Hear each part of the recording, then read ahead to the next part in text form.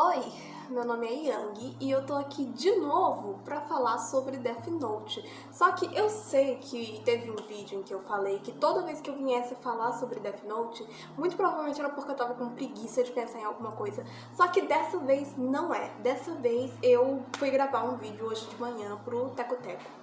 E aí eu me toquei de um assunto, né, e comecei a falar relacionado a Death Note, e aí eu me toquei que eu não tinha feito um vídeo específico sobre isso. Quer dizer, eu fiz, só que ele tá meio desatualizado da minha opinião. Então esse vídeo aqui é basicamente a atualização do meu primeiro vídeo aqui. O meu primeiro vídeo aqui foi trazendo uma análise psicológica do Light Yagami, e aí nesse vídeo eu falo que ele teria o transtorno da personalidade narcisista. Esse vídeo eu fiz com base em vídeos de outros psicólogos que eu assisti naquela época.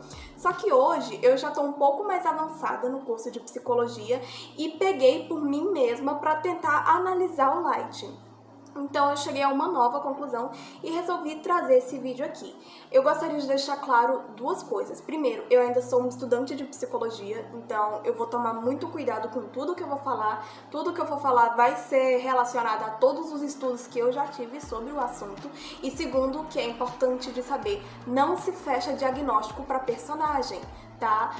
Por que a gente não pode chegar num personagem e falar esse personagem tem esse transtorno, a menos que a obra nos dê essa informação?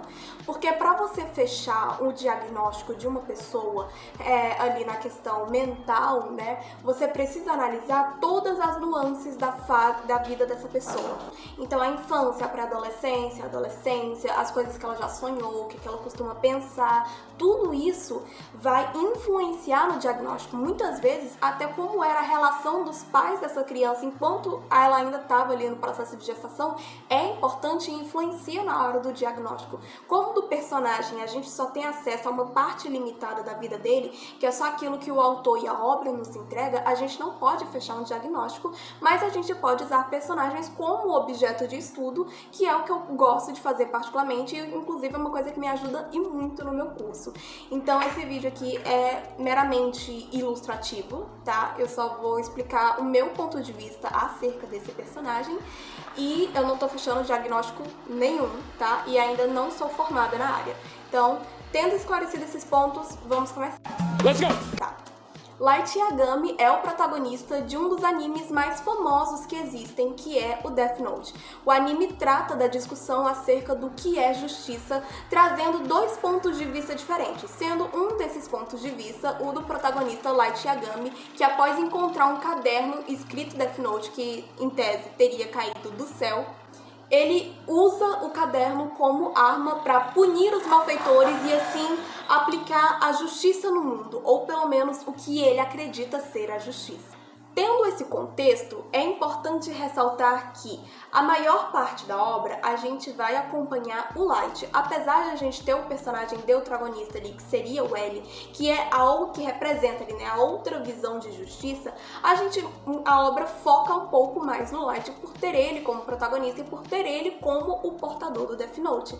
Então a filosofia do Light fica muito clara pra gente desde o primeiro episódio. Os autores da obra, que são o Tsugun Yoba e o Takeshi Obata, eles deixam muito claro desde o primeiro momento quem é o Light e qual é a visão dele acerca do mundo.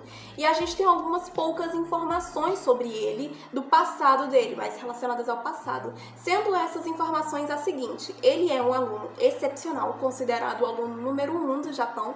Ele já ajudou o pai a resolver alguns casos na polícia, lembrando que o pai dele é comissário de polícia, se eu não me engano, ou ele é capitão, não lembro. Ele trabalha na polícia e ele já ajudou a resolver alguns crimes pequenos, então ele é um garoto extremamente engenhoso e que planeja seguir os passos do pai dentro da polícia ali. Então, tendo isso em mente, a gente já conhece um pouco mais do Light e somado à sua visão de justiça e à sua visão de mundo, a gente consegue ali, né, ter uma construção um pouquinho maior de como o Light pensa acerca do mundo e como ele enxerga o mundo exterior, mais especificamente no contexto de justiça, que é aquilo que ele quer focar na vida dele. Levando em consideração que o Light sempre teve essa fama de melhor aluno e filho perfeito, fica bem fácil de deduzir que ele meio que sempre foi o centro do mundinho dele, né? Ele sempre foi o melhor aluno, um filho exemplar, um bom irmão, nunca deu trabalho pros pais, ajuda o pai no trabalho. Então é de se entender que ele é o protagonista daquele mundinho em que ele vive, né? Ele tá no centro de tudo ali. E sim, isso vai ser importante para uma coisa que eu vou explicar lá na frente, tá? Mas vamos lá. No meu primeiro vídeo, eu disse que o Light teria o transtorno da personalidade narcisista com alguns traços de paranoia, ou foi psicose? Agora eu não me lembro. Enfim. Ele teria ali o transtorno da personalidade narcisista justamente porque ele tem esse ego avantajado, né? Por ter sido sempre o protagonista do mundinho dele, o Light acredita que tudo gira em torno dele, então desde o primeiro momento em que ele percebe o poder do Death Note e percebe o poder que está nas mãos dele, ele logo foca em se tornar um deus do novo mundo. E é interessante de observar que o Light, ele não foi crescendo, não, ele foi direto num deus. Ele não começou tipo, eu quero ser, sei lá, um agente de justiça. Não, quero ser o rei do mundo. Não, quero ser... Não. Ele foi direto para a figura de maior poder, de maior importância, que seria um deus. Ele fala desde o começo, eu quero ser um deus do novo mundo. E isso é uma prova mais que escancarada assim na sua cara, que os autores estão esfregando na sua cara que o Light é sim um narcisista, uma pessoa egocentrista, egocentrista não, ele é uma pessoa egocêntrica, né, que ele pensa muito nele, ele dá muita importância ao ego dele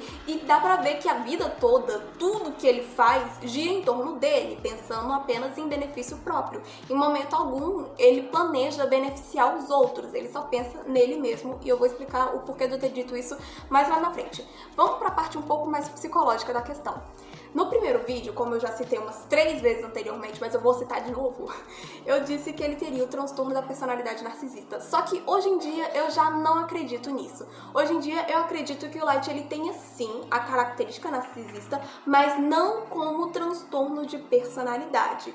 E sim como o sintoma do que seria o seu real transtorno de personalidade, que seria o chamado transtorno da personalidade antissocial, ou como é popularmente conhecido, a psicopatia.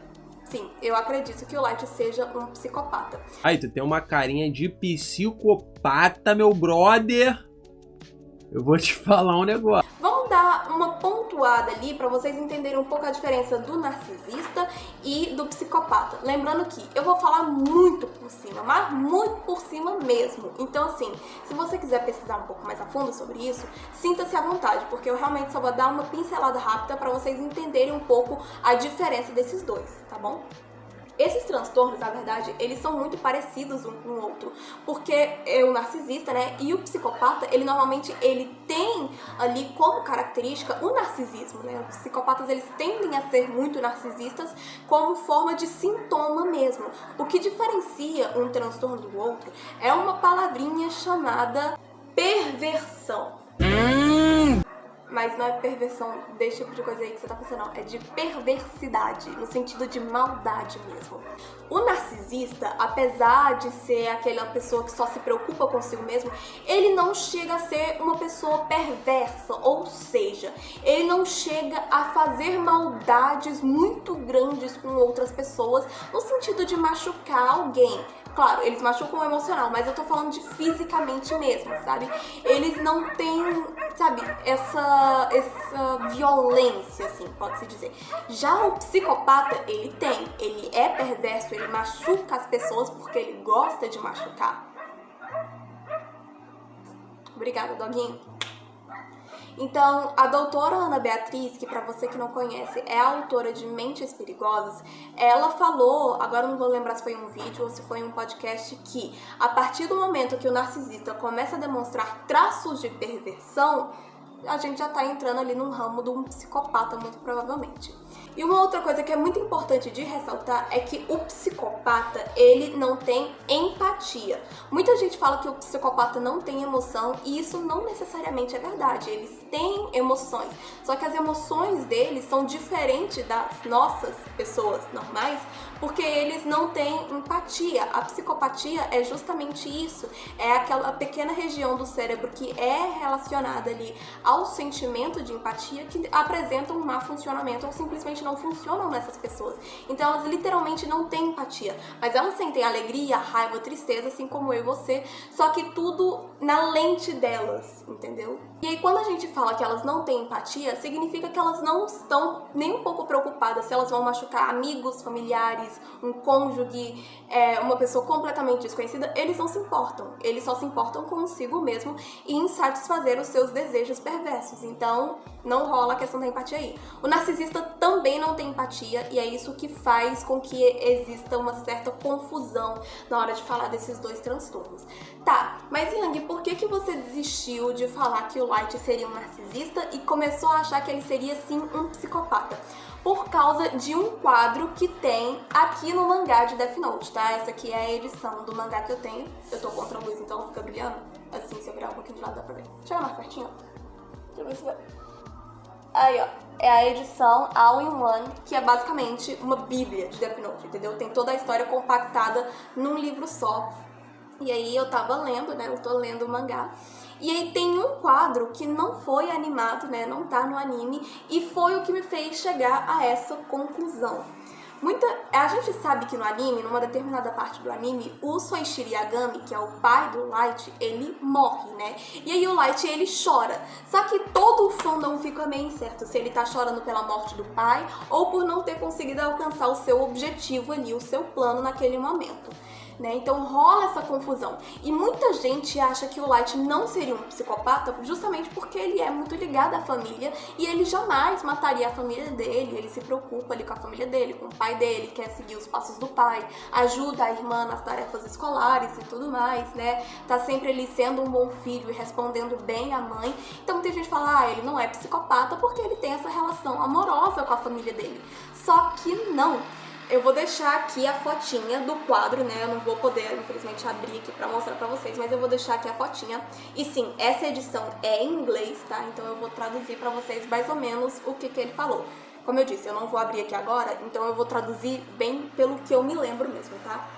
Essa cena acontece logo depois que o Light vai numa loja comprar os materiais pra ele montar aquela gavetinha que é onde ele esconde o Death Note, tá? Aí ele vai lá pra um lugar isolado, escondido, começa a montar essa gavetinha e aí rola esse diálogo aqui com o Ryuki, em que o Light, o Ryuki pergunta ali, né, o que ele estaria fazendo e aí ele explica que ele tá montando um lugar pra ele esconder o Death Note e aí ele fala mais ou menos o seguinte, que se alguém da família dele encontrasse o caderno, o Kira infelizmente seria obrigado a matar a própria família. E esse quadro pra mim foi um grande divisor de águas e foi o que me fez acreditar, não, esse cara ele realmente é um psicopata, ele não é um simples narcisista. Esse cara é louco! Porque esse quadro deixa mais que claro que sim, o Light estava disposto a matar a própria família para manter sob posse dele, né, sob poder dele, o Death Note e assim dar continuidade ao seu plano. E é aí que entra aquelas explicações, aquelas coisinhas aleatórias que eu falei lá no começo, que é, o plano do Light era aplicar justiça no mundo? Não, não era. Eu falei disso no primeiro vídeo também, mas como esse é meio que um remake daquele primeiro vídeo, vou tornar a falar aqui de novo, tá bom? Eu acredito que o Light nunca se importou com justiça. E independente do diagnóstico, entre muitas aspas dele, seja narcisista ou psicopata, deixa mais que evidente que, de fato, ele nunca se importou com a justiça. O Light só se importava com uma coisa, ele mesmo. E satisfazer o ego dele. Lembra que lá no começo eu disse que o Light sempre foi o protagonista do próprio mundo e que ele sempre esteve no centro de tudo que acontecia ao redor dele, na vida dele? Então, isso se concretiza aqui. O Light, por ter crescido dessa forma e por ter, em teoria, né, ter esses transtornos de personalidade, ele sempre se preocupou só com ele. A preocupação principal dele é ele e dane-se o resto. Então, quando ele fala que ele quer se tornar o deus do do Novo Mundo usando o Death Note pra isso, ele não tá querendo dizer que ele quer aplicar justiça e criar um mundo melhor, mais justo e com pessoas de bem. Não, ele tá pouco se lixando. Ele só quer deixar escancarado que ele tem poder o suficiente pra matar todo mundo se ele quiser e com isso atingir o patamar mais alto de um ser existencial, que seria um deus. Pra entender o que eu quis dizer, ficou confuso.